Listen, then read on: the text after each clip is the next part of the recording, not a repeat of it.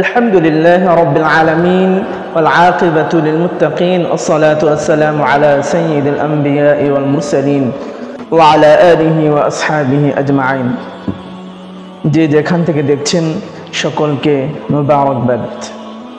আজকে যে বিষয়টি নিয়ে আলোচনা করব এটি হচ্ছে রাসূল করিম সাল্লাল্লাহু আলাইহি ওয়াসাল্লামের উপরে দুরূদ শরীফ পড়ার ফজিলত। রাসূল করিম সাল্লাল্লাহু আলাইহি ওয়াসাল্লাম হচ্ছেন আমাদের জন্য রহমত। রাসূল করিম সাল্লাল্লাহু আলাইহি ওয়াসাল্লাম যদি কিয়ামতের দিন আমাদেরকে সুপারিশ না করেন তাহলে আমাদের কি উপায় হবে?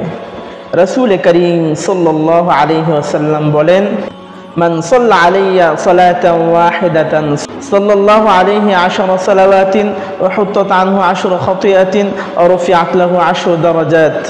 রাসূল করিম সাল্লাল্লাহু আলাইহি ওয়াসাল্লাম বলেন, যে ব্যক্তি আমার উপরে একবার দুরূদ শরীফ পাঠ করবে ওই ব্যক্তির উপরে আল্লাহ রাব্বুল আলামিন 10টি রহমত নাযিল করবেন। সুবহানাল্লাহ।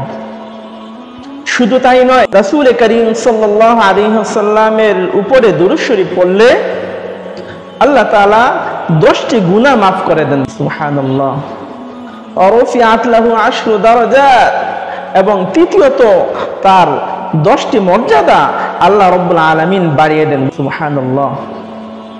সুতরাং নবী করিম সাল্লাল্লাহু আলাইহি ওয়াসাল্লামের উপরে বেশি বেশি দুরূদ শরীফ পাঠ করতে হবে।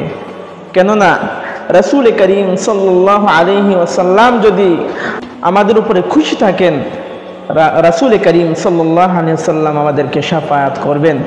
এবং আমরা আশা রাখতে পারি যে রাসূল করিম সাল্লাল্লাহু আলাইহি ওয়াসাল্লামের এই শাফায়াতের মাধ্যমে আমি জান্নাত অর্জন করতে পারবো, জান্নাতি হতে পারবো।